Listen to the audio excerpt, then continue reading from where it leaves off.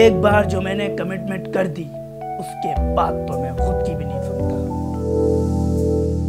मन ने पहलवानी जरूर छोड़ी है पर लड़ना नहीं भूला। भारतीय अदाकार सलमान खान का फैन ये है कराची की मॉडल कॉलोनी का जहांजेब आवान, जिसकी एक टांग तो मसनूई है मगर अजाइम नहीं। माधुरी के साथ बुलंद हौसला रखने वाला जहांजेब कहता है उसे अदाकारी का जुनून की हद तक शौक है और वो मौका मिलने पर अपने मुल्क का नाम रोशन करना चाहता है। बहुत ट्राई कर रहा हूँ लेकिन अब तक कोई ख़ास रिस्पॉन्स नहीं मिल रहा। शायद यहाँ फ़नकार की कदर नहीं है, लेकिन फिर भी ट्राई कर रहा हूँ कि एक दिन आएगा। कहते हैं ना कि वक्त सबका आता है पर वक्त लगता है। जहांजेब 2 बार भारत में परफॉर्म करके बॉलीवुड के नामवर अदाकारों से दाद समेट चुका है।